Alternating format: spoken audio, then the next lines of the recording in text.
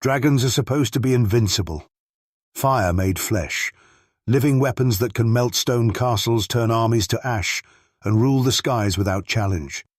For 300 years the Targaryens conquered and controlled Westeros with dragons, and the rest of the world bowed because there was nothing, no sword, no army, no fortress, that could stop them. That is the story the Targaryens told. But history tells a different one. Since the founding of Valyria, at least 27 dragons have lived in the known world. 9 died of natural causes. The other 18 were killed. By humans. By weapons. By other dragons. By the earth itself. 18 dragons, destroyed by 18 different acts of violence, cleverness, desperation, or betrayal. This is every way to kill a dragon. The first dragon ever killed by a human weapon on a battlefield was Meraxes. Meraxes was enormous, one of the 3 original dragons that Aegon the Conqueror brought to Westeros. She was ridden by Queen Rhaenys Targaryen, Aegon's sister-wife. Together, they had burned cities, shattered armies, and brought 6 of the 7 kingdoms to their knees. But Dawn did not kneel. In the year 10 AC, during the First Dornish War, Rhaenys flew Meraxes over the fortress of Hellholt. The Dornish had prepared something no one had seen before. A scorpion. A massive crossbow, mounted on the castle walls, designed to fire bolts the size of small trees. 1 bolt, 1 shot. Through the eye. Meraxes screamed, her wings folded. She fell from the sky like a burning star, crashing into the sands of dawn with Rhaenys still on her back. Neither survived. 1 lucky shot. That is all it took to kill a creature that had conquered a continent. Thousands of years later, history repeated itself. Euron Greyjoy's fleet fired 3 scorpion bolts into Rhaegal as he flew over Blackwater Bay. The dragon fell into the sea.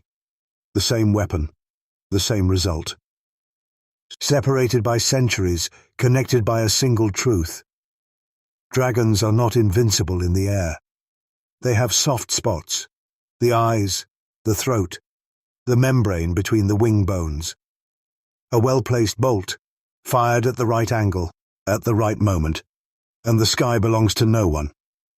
But if you want a guaranteed way to kill a dragon, send another dragon. During the Targaryen civil war known as the Dance of the Dragons, 10 dragons were killed in combat. Not by humans, not by scorpions or spears or siege weapons, by other dragons. The most legendary of these battles was fought over the God's Eye, a vast lake in the heart of Westeros.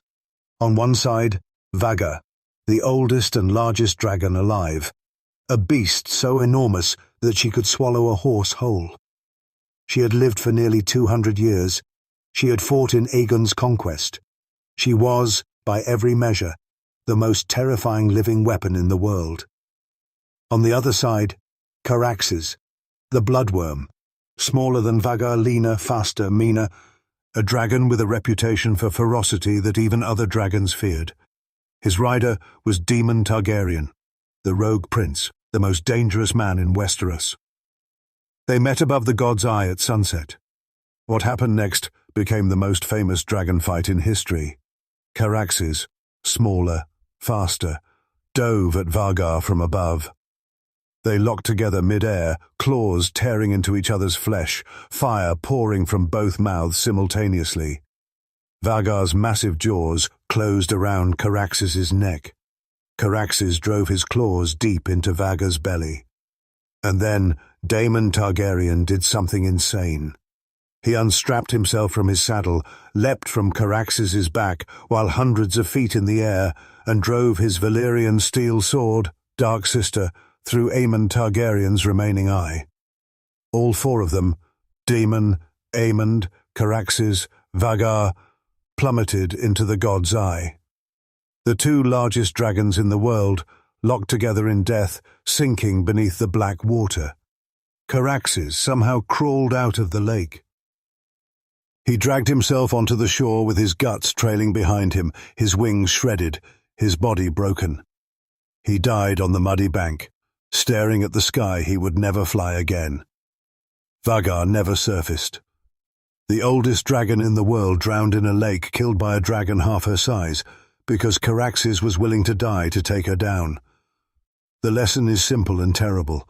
A dragon's hide can resist fire from humans, but it cannot resist the claws and teeth and fire of another dragon. Dragon scale against dragon scale, and the smaller, hungrier, more desperate one often wins. This is the most disturbing way a dragon has ever died, and it happened 5 times in a single night. Near the end of the Dance of the Dragons, King's Landing was starving. The people were desperate, afraid and furious at the Targaryens who had brought war to their doorstep. A one-armed street preacher known only as the Shepherd began screaming in the markets and the alleys. He called the dragons demons. He called them abominations. He told the people that God demanded they be destroyed. And the people listened. A mob, thousands strong, armed with axes, hammers, spears, torches, and nothing but rage, marched on the Dragonpit, the great bronze dome where the royal dragons were kept, chained, grounded, unable to fly. What followed was a slaughter, not of people, but of dragons. Shrikos was killed by a man who drove an axe into her skull. She was young. She had never seen battle. Morgul was killed by a knight who jammed a spear into her head over and over again, even as her dying fire consumed him alive. They called him the Burning Knight. He died standing, his armor melted to his skin, his spear still buried in the dragon's brain. Tyrax's was the most pathetic death of all. He was young and small, chained so tightly that when the mob came through the back passages, he got tangled in his own chains. He could not fight. He could not flee. He could not even turn around. They stabbed him to death while he thrashed and screamed. And then there was Dreamfire. She was the largest dragon in the pit. When the mob came for her, she fought. She broke free of her chains. She spread her wings. She filled the dome with fire. For one brief moment, it looked like she might escape. But the dome was sealed. She could not break through the ceiling. She thrashed and burned and screamed. And the bronze dome collapsed. Dreamfire died under 1,000 tons of rubble, along with hundreds of the people who had come to kill her. 5 dragons, 1 night. Killed not by knights or kings or rival Targaryens, but by ordinary, starving, terrified people who had decided they had had enough. The lesson? A dragon in the sky is a god. A dragon in chains is meat. Before the Targaryens came to Westeros, dragons ruled old Valyria. Hundreds of them, an entire civilization built on dragon fire and blood magic stretching across half of Essos. And then the 14 fires erupted. 14 volcanoes all at once. The earth itself split open beneath the greatest civilization the world had ever known. Fire poured from the ground, not dragon fire but the planet's fire. Deeper, hotter, older. Hundreds of dragons died in a single day, burned by a fire greater than their own, choked by ash so thick it blacked out the sun for a generation, swallowed by the sea as the entire Valyrian peninsula sank beneath the waves. The Doom of Valyria killed more dragons than every war, every battle, every scorpion bolt in history combined. It killed them so thoroughly that only 5 survived. The 5 that the Targaryens had taken to Dragonstone years earlier, warned by prophetic dreams.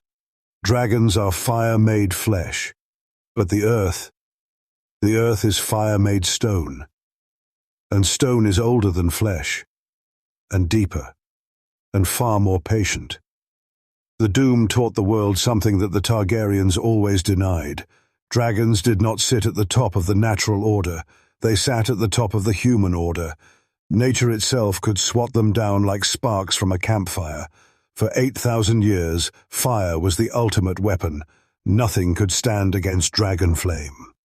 Stone melted. Steel warped. Armies turned to ash. Then the Night King raised his hand. One spear, made of ice, thrown with a strength that no living creature possessed. It struck Viserion mid-flight, pierced his scales, his flesh, his organs. Fire poured from the wound in his neck like blood. He screamed, a sound that echoed across the frozen lake, and fell. Viserion, one of Daenerys' 3 children, a creature of fire and blood, was killed by ice. The element that should not exist in a dragon's world, the opposite of everything a dragon is. And then something worse happened. The Night King touched Viserion's corpse, and Viserion opened his eyes. Blue eyes. Ice eyes.